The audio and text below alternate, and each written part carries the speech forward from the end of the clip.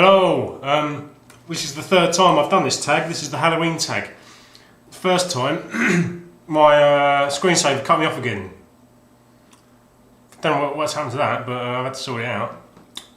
It's only given me 10 minutes, and everybody knows I need more than 10 minutes.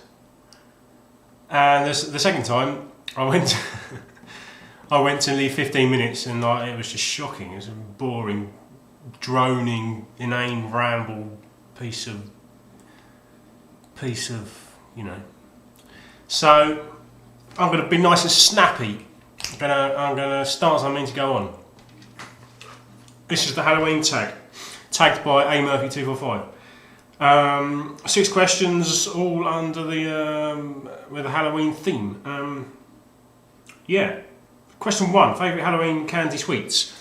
Well, I'm guessing like most of the other people from the UK who've done this tag, we don't really buy into Halloween, do we? We're a miserable bunch. I know if we ever have on Halloween, if we ever have trick-or-treaters, we try and pretend that we're not home. Hide, turn all the lights off, pretend you're not home.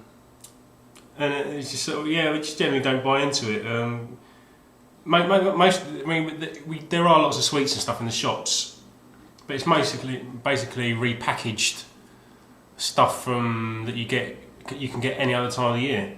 Like you'll get sort of green Smarties with funny faces on them, or pictures of ghosts, or you'll get a gobstopper with an eyeball, stuff like that. So you can't really say favourite in a pure sense.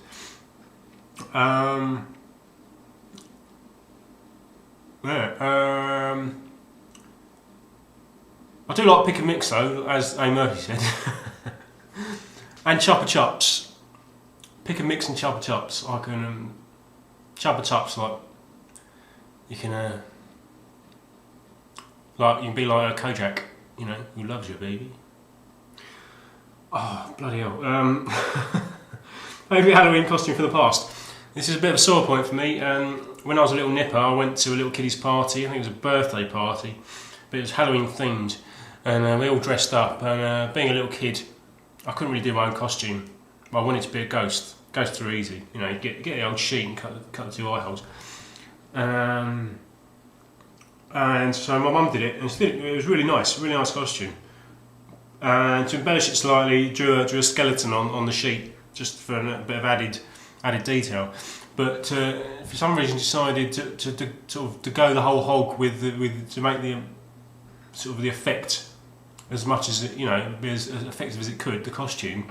She decided to make me wear tights to go with the sheet. So I was basically a little kid in tights with a sheet on his head. And obviously, during the party, I'm not going to keep that on. I'm not going to keep it on for the duration, am I? So I'm going to sit under a sheet for the whole duration of the party. So at one point, I had to take it off. So then I was a little kid sitting in a t-shirt and a pair of tights, and it scarred me for life. And I tell you, it's not good for a little kid's. It's not good for a little kid's self-esteem. Being made to sit in a public setting, in a public situation, in a pair of tights. So if you've got kids, don't make them wear tights, because they'll turn out like me.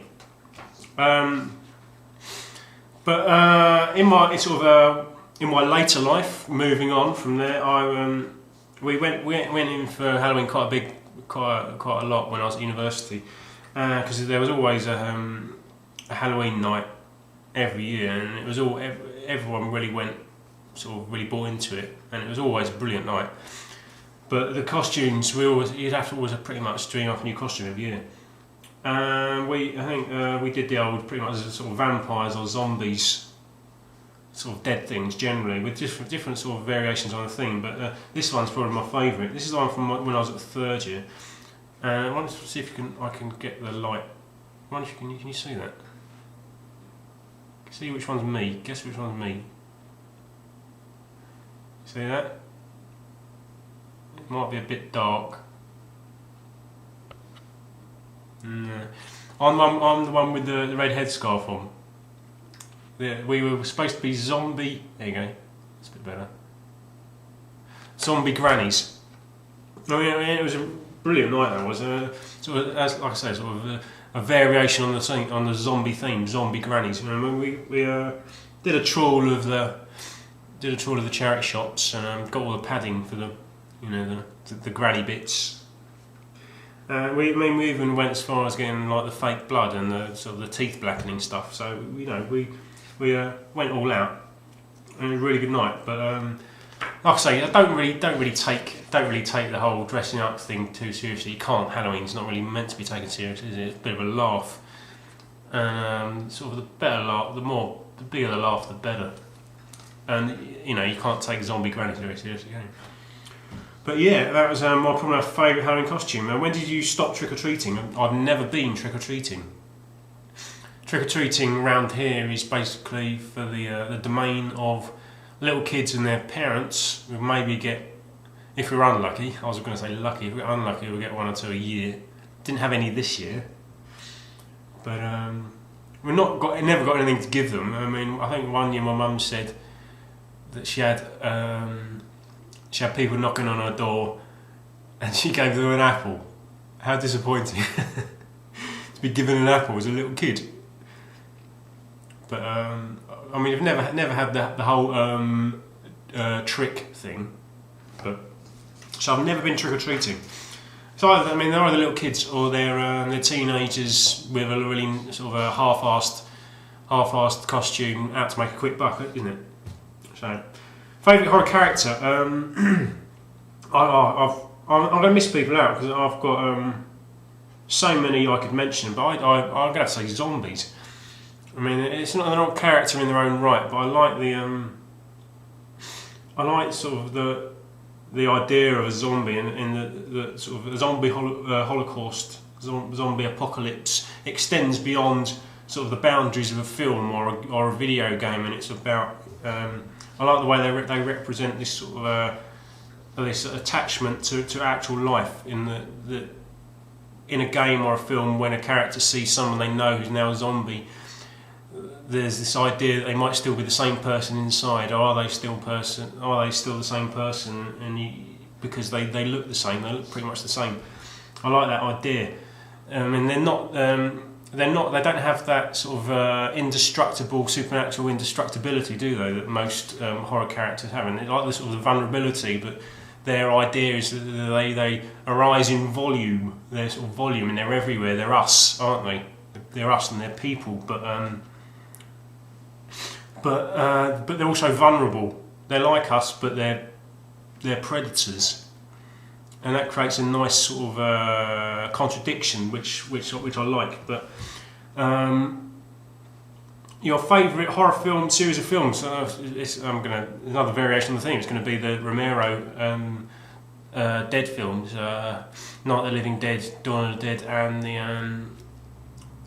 Day of the Dead, and also the two later films, because they're all pretty good. I like them because they're not just sort of like the veneer of they don't have the veneer of the paper thin veneer of just sort of a horror setting with horror characters and blood and guts. So there's a subtext and the story underneath, and they have a point to make. And obviously the first the Night of the Living Dead it uses themes about the civil rights movement in America, isn't it? Because it has a black protagonist. And obviously, Day of the Dead's about consumerism and how sort of we're inexplicably linked. We're linked to the sort of consumerism. We have this sort of innate desire to consume, and obviously, Day of the Dead's about sort of vivisection or genetic engineering, isn't it? But they're all brilliant films. But there are other things I can mention, like I want to give a honourable mention to an episode of Doctor Who from a few years ago called Blink, with this sort of really effective central idea: the characters only exist when you don't look at them, and when they move at the speed of light, and so they can, if you blink for one moment, they can sort of be upon you. And the idea, the way you combat them, the way you save yourself, is to basically look them in the eye, and not blink at all. So basically, that's what you have to do, and that's just a really effective central idea. But there are so many other horror films I can mention, like the Hammer horror films, and the sort of the classic Christopher Lee gliding down the stairs as Dracula. And I think it was the second. I think it was the Lord of Darkness. He played it in. He was almost mute, and that was incredibly effective. He was a mute Dracula, and it's just really spooky. And I'm not really into sort of the sort of torture porn shit that you get nowadays. The Hostel or Saw film. I think they can take a running jump. Or the remakes of horror classics generally are pretty pants, aren't they? But that's not to say there aren't some still pretty decent films coming out of Hollywood. But generally, it's classic horror films. But and also John Carpenter, early John Carpenter. But I could go on. I'll have to cut myself off here because I'll go on for ages. Favourite horror video games? This could have to be either Silent Hill or Resident Evil. That's really, really original. But they're the games that I've got the most experience in.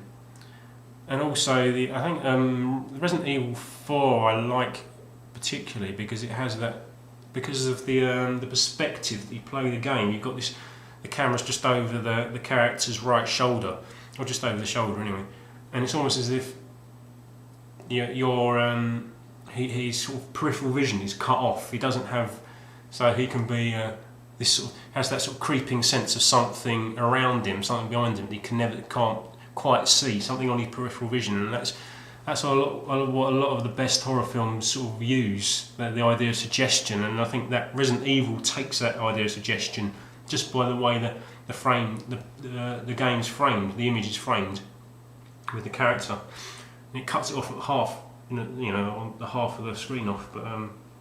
But also, Silent Hill, I like the setting of Silent Hill because it's more original, and it has that sort of that feel of detachment and otherworldliness. It's slightly more psychological, and the music's brilliant as well. But 12 and a half minutes, so I'm going to have to cut it off here. I've got a couple of videos coming out this week. There's going to be a pickups video and a trade video, and so please, if you will, come back and see them. If not, no problem. And we'll all, it's not a problem, is it? Thanks for watching, and I hope you enjoyed it, and I'll see you lot later. Bye.